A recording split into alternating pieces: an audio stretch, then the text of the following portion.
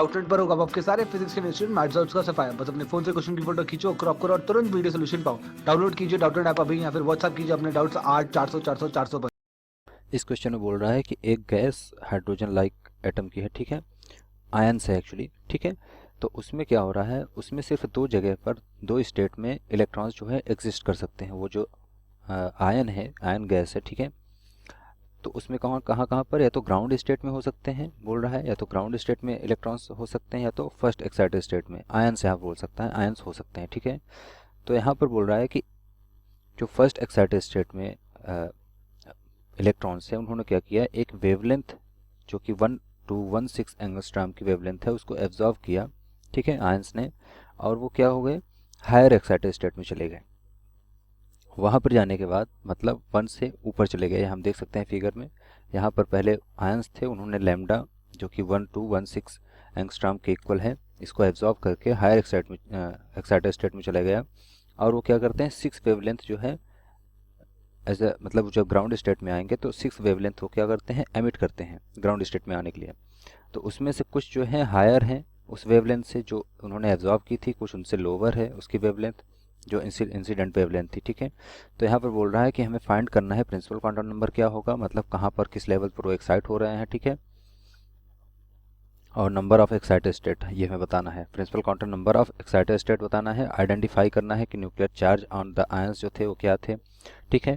और कैलकुलेट करना है value of maximum and minimum wavelength, ठीक है। मैक्सिमम और मिनिमम वेवलेंथ कौन सी एमिट होंगी वो हमें यहाँ पर उनकी वैल्यू कैलकुलेट करना है, ठीक है। सो यहाँ पर हम देख सकते हैं हमारे पास फिगर है। लेट से हमारे पास यहाँ पर आयन थे, ये ग्राउंड स्टेट है, ठीक है। और ये फर्स्ट एक्साइटेड स्टेट है, ये सेकेंड है, ये थर्ड है, ठीक है। तो 6 अगर वेवलेंथ एमिट हो रहे हैं तो ऑब्वियसली उनको कहाँ जाना होगा, थर्ड एक्साइटेड स्टेट में जाएंगे, तभी पॉसिबिलिटी है। जो सभी पॉसिबिलिटीज़ होती हैं थर्ड एक्साइटेड स्टेट से ग्राउंड स्टेट में आने के लिए, वो कितनी होती हैं, 6। मतलब 6 तरीके से जो है अगर कोई यहाँ पर एटम में इलेक्ट्रॉन है या आयन है जो भी है, अगर वो ग्राउंड स्टेट में आता है तो उसके पास नंबर ऑफ वेज जो हैं डी एक्साइट होने कितने हैं, 6 हैं।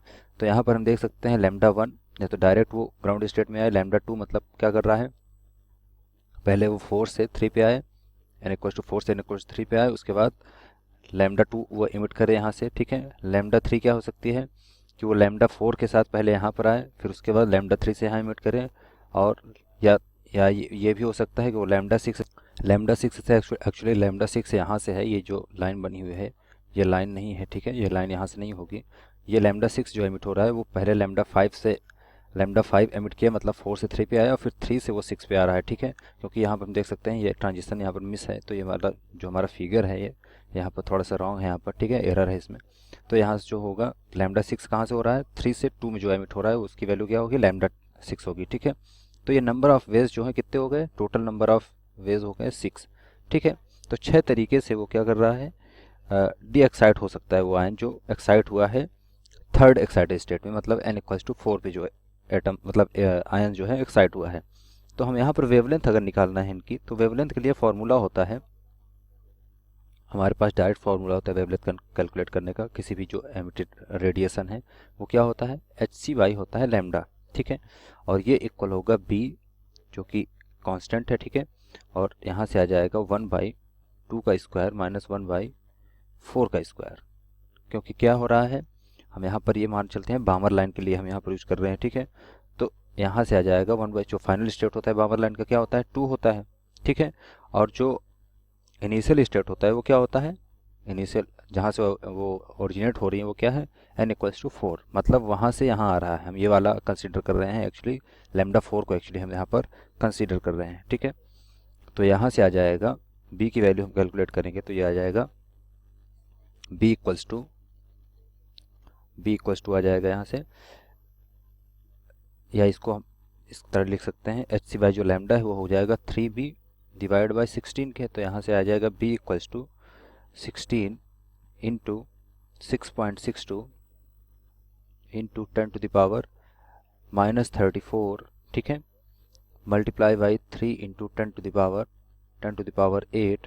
एंड डिवाइड बाई हो जाएगा लैम्डा की वैल्यू क्या हो जाएगी, इसके लिए होती है प्री डिफाइंड वैल्यू होती है 3 इंटू हो जाएगा 1 216 जो लैम्डा उसने क्या किया था, एब्जॉर्व किया था। यहाँ पर देख रहे हैं ये वाला लैम्डा का जो एब्जॉर्व किया है लैम्डा कहाँ से, फर्स्ट एक्साइटेड स्टेट, मतलब n=2 से वो गया गया कहाँ पर 3 पर।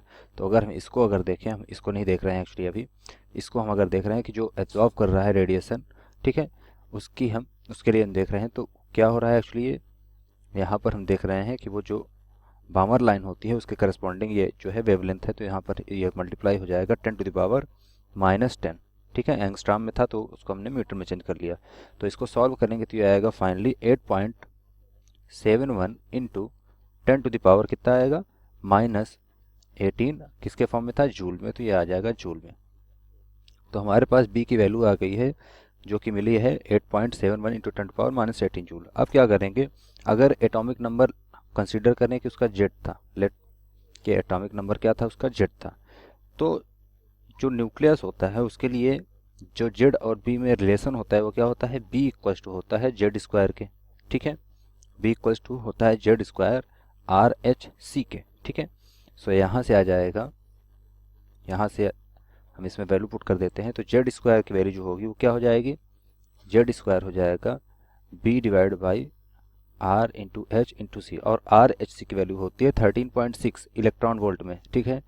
यहाँ पर हम जानते हैं कि आर एच सी की जो कंबाइंड वैल्यू होती है मल्टीप्लाई करके जो प्रोडक्ट आता है वो कितना आता है, 13.6, सॉरी ये आता है 13.6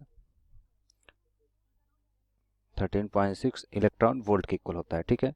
तो यहाँ से इसको वैल्यू पुट करें तो ये हो जाएगा 8.71 इंटू 10⁻−18, ये जूल में है तो इसको हम चेंज करेंगे इलेक्ट्रॉन वोल्ट में, और साथ ही में आर एच सी की वैल्यू पुट करेंगे तो हो जाएगा 13.6 इंटू हो जाएगा 1.6 इंटू 10⁻−19, ठीक है।